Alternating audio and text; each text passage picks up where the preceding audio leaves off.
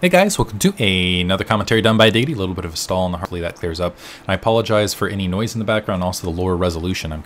There's currently a heat wave here in San Diego, and most houses, most apartments I should say, do not have air conditioning. So I'm relying entirely on just latent fans that I have positioned around to keep both myself and the computer cool. And I have a feeling some of that is being picked up by the mic, and if you didn't pick it up earlier, if you listen really hard, I'm sure you're listening to it now. Probably just shouldn't have said something and just shouldn't have said anything, I should say, and just gone from there. Anyway, this is Shakuras Plateau from EG MCSL Star League, yes. Select upper right hand corner. The American, technically, well, he's in college here from South Korea, considers himself a South Korean, but for the sake of argument, I am going to call him, in fact, a American. Go USA, USA, I guess, kind of leeching off that. I know that he definitely comes from more of a South Korean RTS background as far as his growing basis, I guess his growing RTS skills are concerned. This is not, in fact, Fnatic Xeris. This is actually TSL Rain on his account. Well, I guess I should drop the TSL. This is Rain on his account. He is, of course, spawning upper left-hand corner as the green Terran. This is Shakuras Plateau. I love this map because Xel'Naga Watchtowers and this brush make it really entertaining mid-map. You can also see some Viking landing and raising shenanigans. If you get even a single medevac with siege tanks out on the high ground, that can also be very, very entertaining. If you can get air control, deny information game. The top area here with the destructible rocks also creates some interesting shenanigans, I think, and positioning across it to deny a potential third, although more likely we will see these guys expand away from each other. Both in identical builds thus far, getting the barracks gas probably going to go directly to orbital command rather than sticking to what you'll see Terran do these days oftentimes against the other races, which is to go gasless to start. And I'm hoping that one of them will try to utilize Reapers in the early game just to provide a little bit of scouting information. If you produce that first Marine, get a Reaper out, and then kind of shoot the gap here and have kind of an engagement out in the front, you sacrifice the Marine, but you get scouting information. You might even get an SCV on top of it. But Rain already on top, and I don't know, I like variation in play, and I just find it entertaining. I find it entertaining. Looks like we do have a reactor, so a little bit of variation here. Reactor here from Select to get more Marines out earlier, and a tech lab on the other side from Rain, and I also like how he is placing the supply depot. As I mentioned, with the Reaper option, this is going to give him vision over that cliffside edge. Let's pretend there is a siege tank on siege tank fight, or perhaps a backdoor drop, or even Vikings crawling back there. He is going to have that ground spotting, and it's little things like that that can provide the support. Select going into a fast expansion build, which you will see stereotypically after that reactor, to get a lot of Marines a bunker to provide some defense and plant that command center defensively behind it. In the meantime, though, we're going to see some, yeah, there's the Reaper. Yes, called it. I love it when I see this. So we're going to see actually a Reaper pressing on the front door, and this is actually really going to hurt for Select because he's got a lot of territory that he has to cover with just a handful of Marines. So basically he's going to have 3 Marines and a wide space where the Reapers can be extremely maneuverable. And while all that's happening, Rain is going to take a much safer command center on the front and switching off. The other advantage of this, you can lift that immediately off and plant a factory right on top of it and get siege tanks to follow very, very quickly.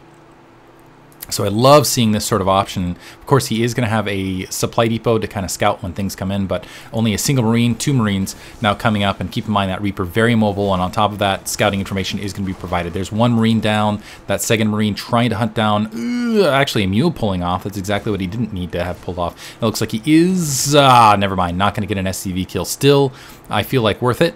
Is going to keep Select back. He got a good look at Select's build, sees the factory, sees the reactor, knows most likely, especially with what was inside the base and the lack of troop movement that he's going up against. Basically, the build he's going up against, he's going to have speedier siege tanks out with that faster tech lab, that factory on top, so he should be able to take ground control, take that natural expansion. Unfortunately for him, though, Select pretty protected on this natural expansion, and in the meantime, he's also going to take the control, absolute control of these Xel'Naga Watchtowers now that he has a superior ground count. So it did not pay off. Starport, so now a 1-1-1 build for Rain. Wants to get some of that air control going on. He does have the siege tank in production waiting for that siege tech as well, and it looks like he's going to play it ultra safe.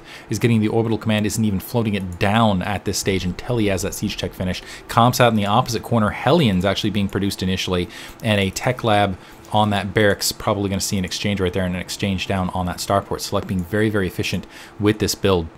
And now that he's comsat, actually backing off a little bit with these Hellions.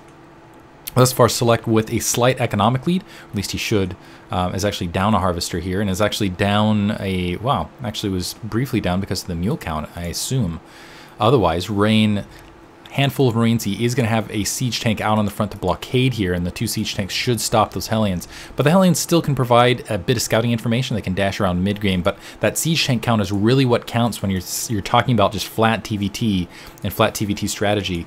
But Select, popping out so didn't do the switch like I was thinking, okay, now going for the switch, but getting a factory up, and it looks like he's going to go for a 4 Hellion drop, but the question is, I think that might have been spotted. I think he might have caught the corner of those Hellions, might know that something's up. Granted, the siege tanks, actually, okay, a Viking moving out in the field, the siege tanks have backed up towards the main just to engage, just in case. Viking taking a lot of damage from the ground, though, about half health, but upon seeing the troops move up, realized there was an elevator out on his front door, was quick to engage it, and now he has a solid economic lead. Should be able to float down without too much trouble, because siege tech should finish in not too terribly long from now. As you can, well, I guess it, yeah, actually, never mind. He's getting wow, interesting. Skipping it instead, and I'm wondering if this is a mistake, but he's getting the Infernal Pre-Igniter, getting a second factory as well, is producing Hellions, try to chew through those mineral groupings. I'm kind of curious on the decision from that. On Rain's part, it looks like 3 Hellions, 2 Marines now staging forward. That Viking has been repaired, and it looks like Rain is starting to stage down at the worst possible moment as these 2 Vikings and this medevac are starting to float in. There's only a single medevac to engage, or sorry, a single Viking to engage otherwise, so this drop is going to definitely going to land. And with these Marines, with that medevac support, they should be able to do plenty of damage. Ooh, lost that Viking on the low ground. Siege tank up, but keep in mind, no siege.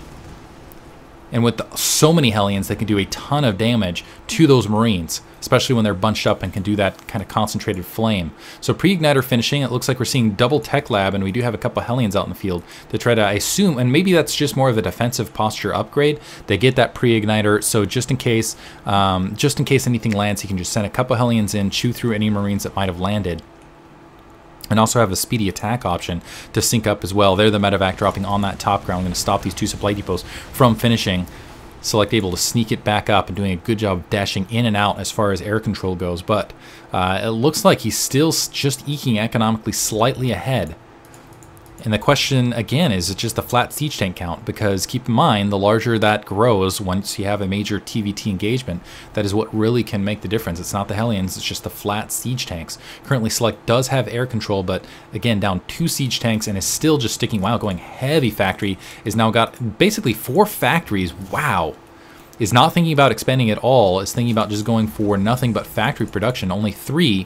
With double siege tank protection going now, it looks like siege tech about halfway finished. That medevac did sneak to the upper left-hand corner to maybe going for a later stage drop. The Hellions pressing forward, but it looks like they are going to get rejected.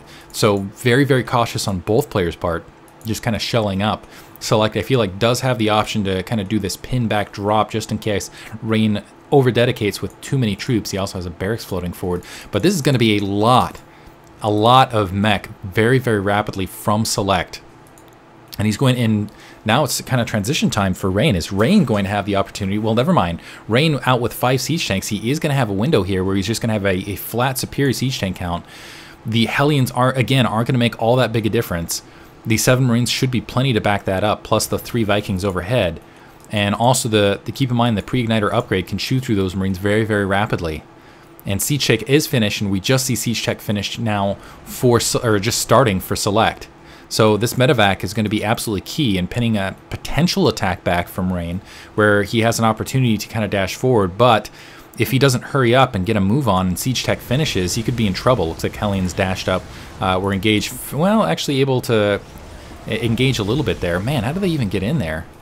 Okay, drop that I missed. Let's go back and watch that as the advantage of replay. I don't even know how I missed that. Just across the mini-map. Usually I'm pretty good about this.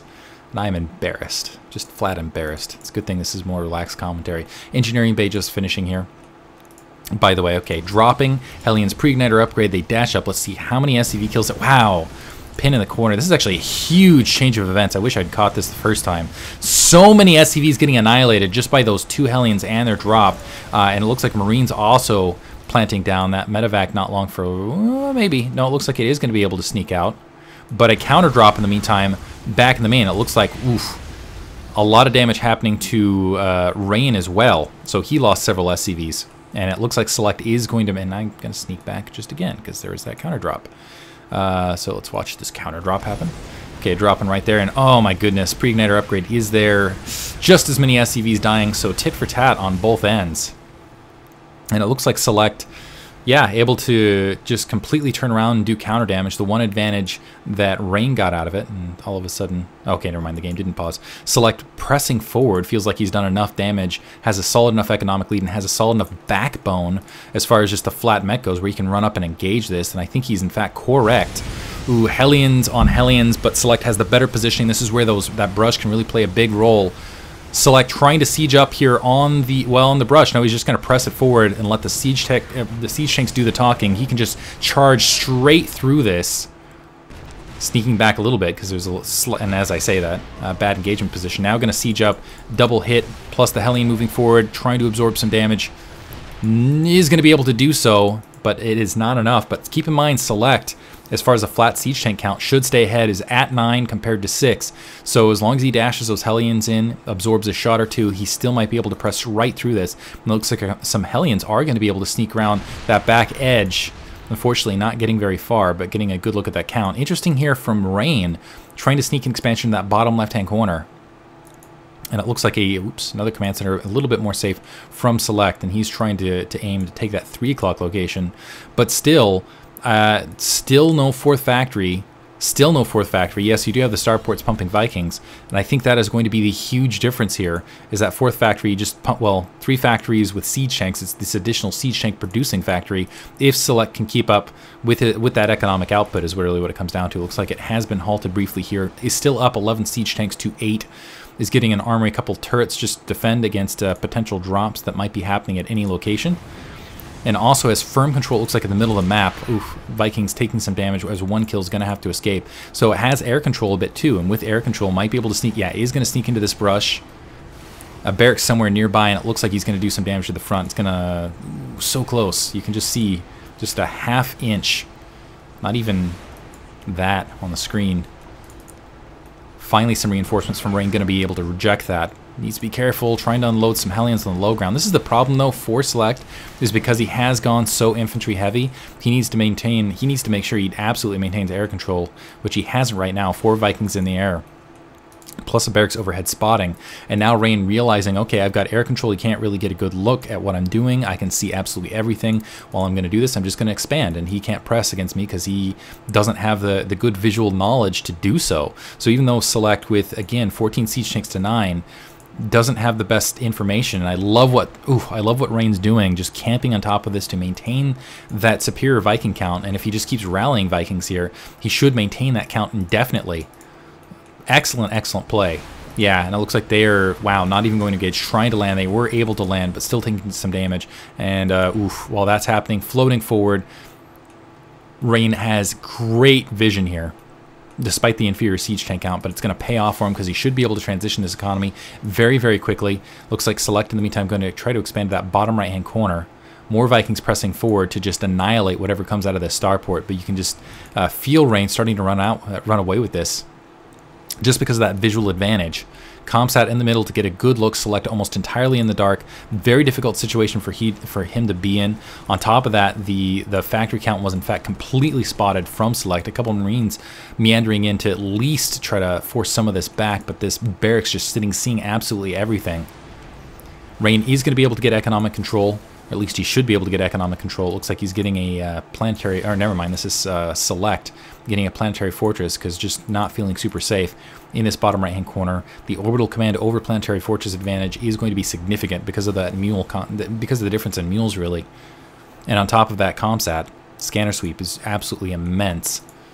Looks like Select's barracks just got kind of lost. Select trying to establish a line and just stay and just try to catch up economically. Actually ahead 7 harvesters somehow, maybe because of the prior exchanges. But as far as just flat territorial control, Rain has it much more rapidly. If you can fill out, and you can just see it in the flat count, he's about 400 minerals ahead at any given time. And really, as soon as that transitions into gas count, and as soon as that transitions into infrastructure, also getting a command center at his main here.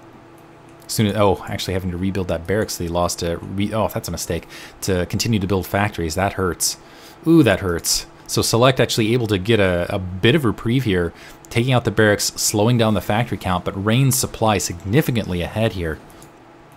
In this battle stage on both sides of the map, it looks like Select has kind of, this is the line, no further. And it looks like he's content, yeah, just to continue to macro this up. Unfortunately for him, I still feel like Rain is gonna, yeah, he's caught up, actually pulled ahead in the flat siege tank count. And just, yeah, he just feels like in a better position. I have a feeling I've been calling his siege tank counts wrong this entire match. It's one of those days. Meantime, huge drop on the north. Oh my goodness. Vikings just going to absorb damage as they're cycling through. Select scrambling to swing back. There are some Vikings on the low ground, but honestly, the medevacs didn't need to be there to provide any healing. A lot of the soft infrastructure for Rain is going to get crushed, or sorry, for Select is going to get crushed here. Goodbye siege tank.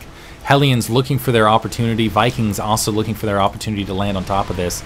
But honestly, as soon as they land on the ground, it's going to be a very difficult scenario from them. Select in the red, Rain continuing to just produce everything, also able to take out that engineering bay. There's the landing on the low ground. Hellions trying to press in as well. And really, he wants to sacrifice the Hellions rather than those Vikings. Finally able to clean up this attack, but not before losing considerable amounts of position. Oh my goodness, and losing a ton of infrastructure on top of everything else. Select actually defended that fairly well, but now down 57 harvesters to 75. He is up an expansion, but he can't saturate it. Siege tanks moving forward, Rain feeling it. Still a wall there, Hellions absorbing damage. The siege tanks, let's see if they even bother sieging, just starting to press in.